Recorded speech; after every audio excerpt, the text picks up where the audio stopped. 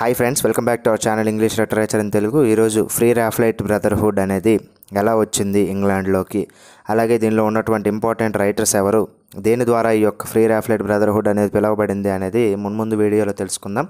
మన channel first time చూస్తున్న వాళ్ళైతే సబ్స్క్రైబ్ చేసుకోగలరు. Let's get start our video. Pre Raphaelite బ్రదర్హుడ్లో Dante Gabriel Rossetti, William Holman Hunt, John Erwin Millers వీళ్ళు ముగ్గురు కూడా రాయల్ అకాడమీ ఆఫ్ ఆర్ట్స్లో తమ యొక్క పట్టాలను పొందుతారు, డిగ్రీ పట్టాలను పొందుతారు ఆర్ట్స్కి సంబంధించిన వాటిల్లో. అలాగే ఈ రాఫెల్లెట్ బ్రదర్హుడ్ అనేది ఎలా స్టార్ట్ అయిందంటే, రఫెల్ అనే ఒక ఆయన ఇటాలియన్ పెయింటర్, ఆయన ఇటాలియన్ మిడివలిజానికి చాలా ఇంపార్టెంట్ పెయింటర్గా ఉంటాడు. రఫెల్ అనే ఆయన ఎవరి ద్వారా ఇన్స్పిరేషన్ పొందుతాడంటే లియోనార్డో డావిన్సీ. ఈ డావిన్సీ పెయింట్స్ చాలా పాపులరు ఇటాలీలో.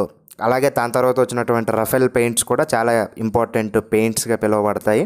ఇక ఆ కోవకు చెందినటువంటి దాన్ని ఈ యొక్క డీజీ రాసెట్టి అలాగే హాలమన్ హంట్ వీళ్ళందరూ కూడా పాపులరైజ్ చేస్తారు ఈ యొక్క పెయింటింగ్స్ని. అందుకు దీనికి ప్రీ రాఫ్లైట్ బ్రదర్హుడ్ అనే పేరుని ఇవ్వటం జరుగుతుంది. అలాగే డాంటే గ్యాబ్రియల్ రాసెట్టి 1848లో ఈ యొక్క ఫ్రీ రాఫ్లైట్ బ్రదర్హుడ్ అనేది స్టార్ట్ చేస్తాడు. ఒక ఇద్దరు ఎడిటర్స్ని తీసుకొని, అందులో ప్రముఖమైనటువంటి ఆయన ఫ్రాడ్ మెడాక్స్ బ్రౌన్ అనే ఆయన, అలాగే విలియం డైసీ వీళ్ళిద్దరిని పెట్టుకుని ఎడిటర్స్గా ఆయన ఈ ప్రీ రాఫ్లైట్ బ్రదర్హుడ్ని స్టార్ట్ చేస్తాడు. ఈయన చేసినటువంటి పెయింటింగ్స్, రాసెట్టి గారు చేసినటువంటి పెయింటింగ్స్ అన్నీ కూడా ఫ్రాడ్ మెడాక్స్ బ్రౌన్ ఒకసారి చెక్ చేస్తూ ఉంటాడు, తుది మెరుగులు దిద్దుతూ ఉంటాడు.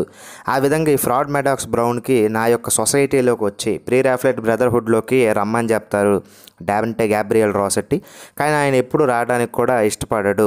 ఫ్రాడ్ మెడాక్స్ బ్రౌను ఆల్రెడీ పెయింటర్గా ఉండటం వల్ల డాంటే గ్యాబ్రియల్ రాసెట్టి పిలిస్తే ఆయన రావడానికి అసలు అంగీకరించడు. లాస్ట్ వరకు కూడా ఏవైనా తుది మెరుగులు దిద్దేయడానికి పెయింటింగ్స్ ఏవైనా ఉంటే అవి డాంటే గ్యాబ్రియల్ రాసెట్టి ఆయనకి ఇస్తే ఆయన ఎడిట్ చేసి ఇచ్చేవాడు, ఆయన క్లియర్ చేసి ఇచ్చేవాడు. ఈ యొక్క పెయింటింగ్స్లో ముఖ్యంగా వాళ్ళు ఏం చెప్పేవాళ్ళు అంటే, రొమాంటిసిజం అనేది ఫ్రీ థాట్స్కి సంబంధించినటువంటిది. రొమాంటిసిజం అంటే మనం ఆల్రెడీ డిస్కస్ చేసుకున్నాము, కోకిని స్కూల్ అలాగే సాటనిక్ స్కూల్, లేక్ స్కూల్, ఇదంతా కూడా వాళ్ళు ఫ్రీ థాట్స్, మనిషికి ఏది అనిపిస్తే అది రాసేయచ్చు, తప్పేం లేదు అన్నట్టుగా ఉంటుంది. మనిషికి ఐడియా అనేది ఇంపార్టెంట్, అది లాంగ్వేజ్ ఉన్నా లేకపోయినా కూడా ఫ్రీ థాట్స్ వస్తే రాసేయచ్చు అని చెప్తారు. కానీ మిడివల్ అలాగే కల్చర్ గురించి ఈ ఫ్రీ రాఫ్లైట్ బ్రదర్హుడ్ ఎక్కువగా చర్చిస్తుంది. అంటే రఫెల్ తాలూకా ముందు పెయింటర్స్లో క్వాలిటీ ఉండేది, రఫెల్ తాలూకా తరువాత వచ్చినటువంటి వ్యక్తుల్లో ఆ పెయింటింగ్ క్వాలిటీ అనేది తగ్గిపోయింది. ఎందుకు అంటే మెకానిజము, మిషనరీస్ అనేవి ఎక్కువగా తయారైపోయాయి.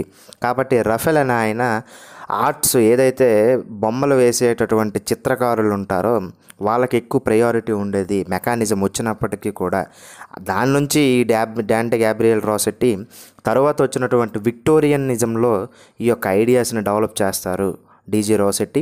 దాని ద్వారా ఆర్ట్ అనేది ఇంపార్టెంట్, లేదా బొమ్మలు అనేవి ఇంపార్టెంట్ అని చెప్పడం జరుగుతుంది డాంటే గ్యాబ్రియల్ రాసెట్టి. దానివల్ల ఆయన మిడివల్కి అలాగే కల్చరల్కి ఎక్కువ ప్రయారిటీ ఇచ్చి ఆయన పోర్ట్రేట్స్ ఎక్కువ గీయడం జరుగుతుంది. సింపుల్గా ఈ ప్రీ రాఫ్లైట్ బ్రదర్హుడ్ అంతా కూడా ఎక్కువగా కూడా చిత్రకారులు వీళ్ళంతా కూడా. ఇక డీజీ రాసెట్టి తన యొక్క బెస్ట్ ఆర్ట్స్, బెస్ట్ కలెక్షన్స్ ఎక్కువగా ఉంటాయి ఫ్రీ రాఫ్లైట్ బ్రదర్హుడ్కి సంబంధించి. అలాగే ఆయన ద బ్లెస్డ్ డామ్జోల్ అనే వర్క్ను కూడా రాయటం జరుగుతుంది. ఆ ఒక పెయింటింగ్ కూడా చాలా ఇంపార్టెంట్గా చెప్తారు నెట్ పాయింట్ ఆఫ్ వ్యూలో. ఆల్రెడీ బిట్ అడగడం కూడా జరిగింది, అది ఎవరు రాశారు అని చెప్పి వర్క్, అది డీజీ రాసెట్టి రాశారు. ద బ్లెస్డ్ డామ్జోల్ అనే వర్క్ పోర్ట్రేట్ని గీయటం జరుగుతుంది డీజీ రాసెట్టి గారు. ఈ మూమెంట్ని డీజీ రాసెట్టి ఎక్కడి నుంచి డెవలప్ చేస్తారంటే, జర్మన్ బ్రదర్హుడ్ అని చెప్పి ఒక మూమెంట్ స్టార్ట్ అవుతుంది 1809లో నజరీనా అనే దగ్గర. దాని ద్వారా ఇన్ఫ్లుయెన్స్ అయ్యి ప్రీ రాఫ్లైట్ బ్రదర్హుడ్ని 1848లో స్టార్ట్ చేస్తారు.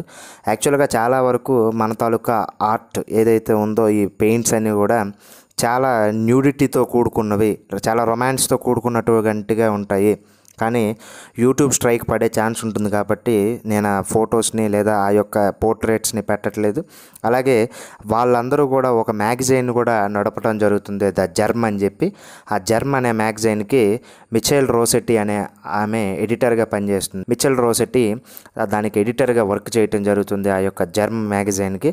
జర్మ్ మ్యాగజైన్లో ఈ యొక్క పోర్ట్రేట్స్ ఎక్కువగా పబ్లిష్ అవ్వకపోవడంతో వాళ్ళు టైటిల్ మారుస్తారు.